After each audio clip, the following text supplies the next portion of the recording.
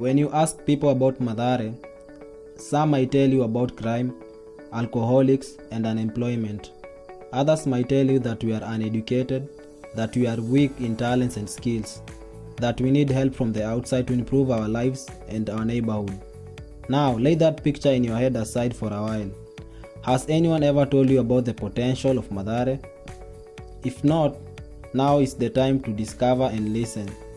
There are voices that need to be heard and pictures that should be shown.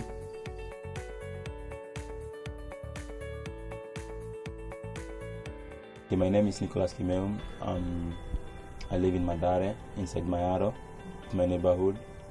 I'm a writer and a poet too.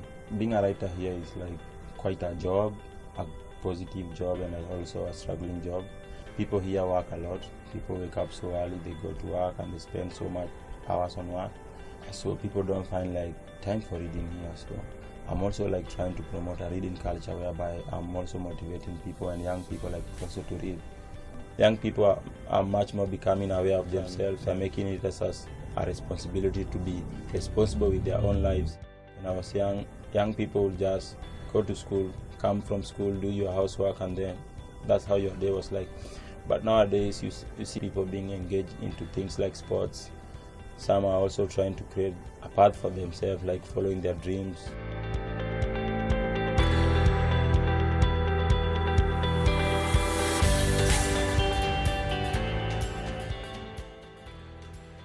It was on a December date 10, 2017.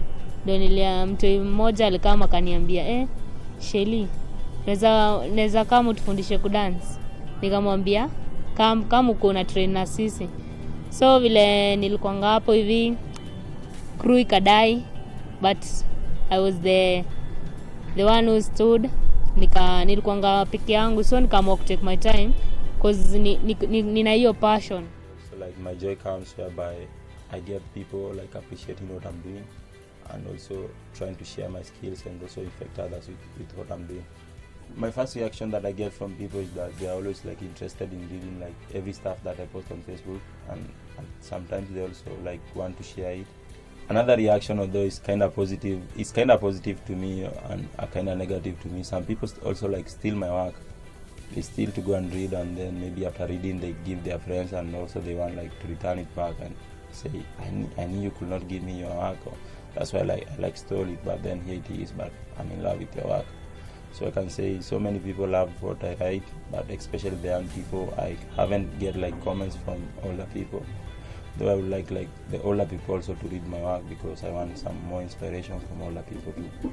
So mimi kenye tunaweza wasaidia nayo ni kuambia wakama hapo ile kidogo yenye niko nayo, because I'm not that much perfect, na kama na wagei because your place ni place fiti na keep busy, ina avoid kwa hizi situations za huku hivi ghetto, drugs, kwa waizi na bad companies. So mimi future yenye niko nayo ku help out wenye wako huku hivi wenye wako idling, kuweka hiyo place wa get information ya dance. Baadaye vision yangu ni kufungua dance crew yangu ni ama children's home ya hapa hivi Mathare, na keep watu wenye wako idling mtaani. For me, I can't say I have like material benefits from that, but it's the joy that I get from like seeing that I'm starting a project and I'm also like completing it by my own, and also I'm trying to build up myself like inside, and also trying to understand myself, know my weakness and my strength. And also like my joy comes whereby I get people like appreciating what I'm doing.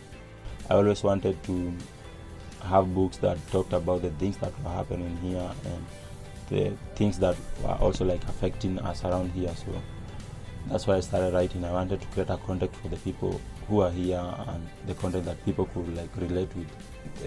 The perfect ending for my story would be like walking into bookshops or libraries and finding my books there, or maybe go into school, into some kind of school, and I find that some of my pieces are being like taught to school, to children.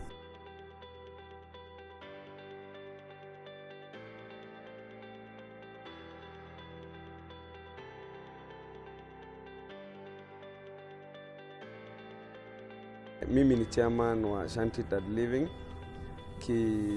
group ambayo tulianzisha 2006, early 2006, na sisi huwa tunafanya mambo na ukulima wa mifugo ikiwemo kama mbuzi, kuku, tuna bata na hata geese. Tuko nazo, ndio zile vitu sisi tunafanya kama activities. Hii project nikaidescribe, naweza sema ni project ambayo sisi kama Stereotyped Living tunaiangalia kwa sana, na tunaihope itatufikisha mahali tunataka mpaka kwa hizo big project. So hii ndio ile project itatufikisha kwa hiyo project kubwa ambayo tunataka kufanya. Hii mtaa imekuwa ni mtaa ya crime sana kwa maboi, na ni mtaa mavijana wamekuwa wamepata, hata kama ni wale wadogo wamejipata tu wanaingililia crime wakiwa wadogo, wanakam tu wakifuata wale wakubwa. So maisha ya hapa zamani ilikuwa ni maisha moja ya crime sana. Gavana imeharas watu, si vijana, kila mtu, maboi, wanawake wanakuwa very harassed kwa sababu ya ile liviti tulikuwa tunaishi na watu huku.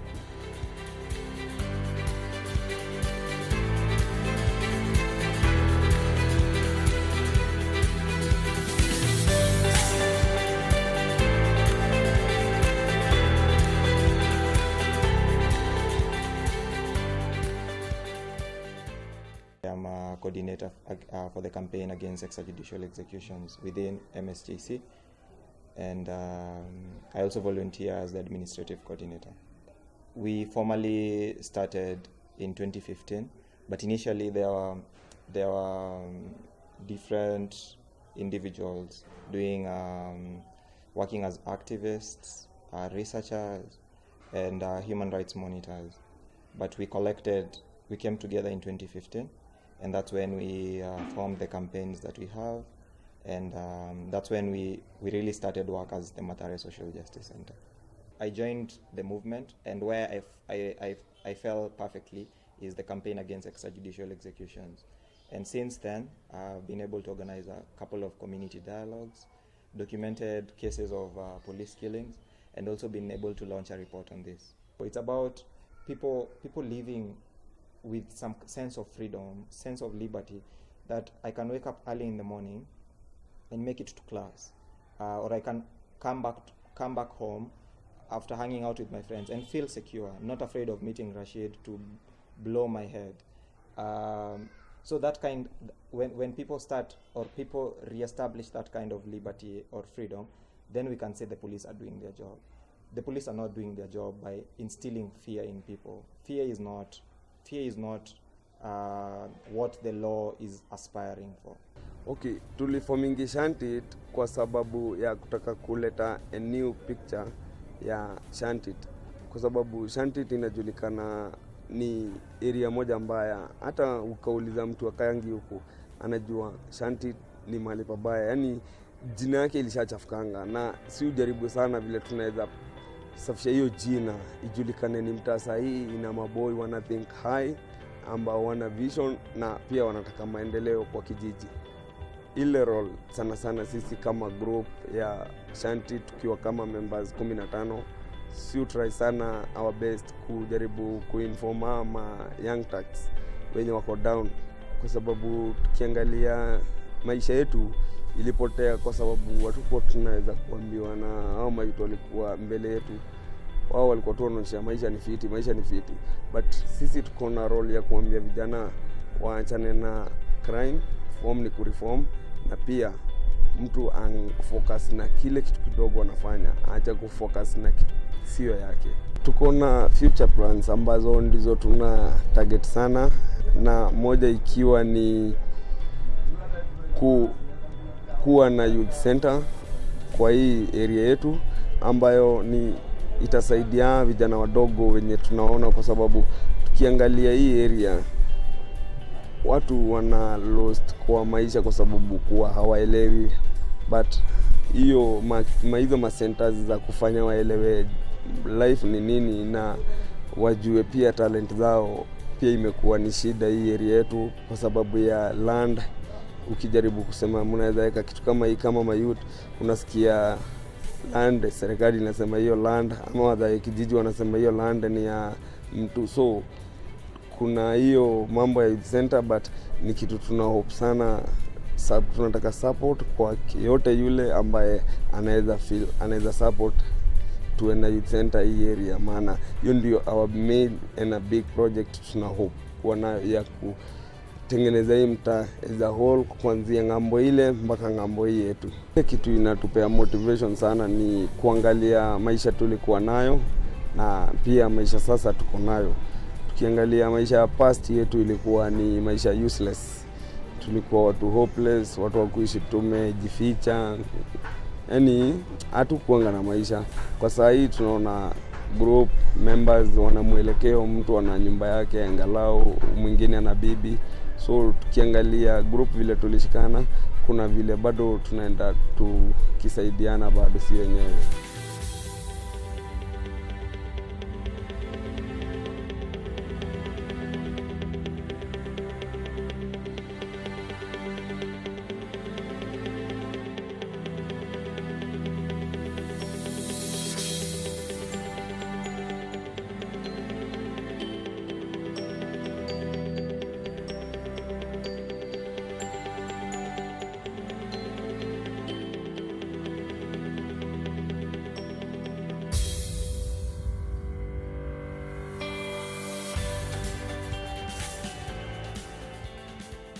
Living in Mathare, I look at justice from different perspectives. I look at it from intergenerational justice, that the fact that there are principles of equality, principles of equity, that people should be treated on equal basis. So when we talk about justice, it's also about accessibility of it. Yeah.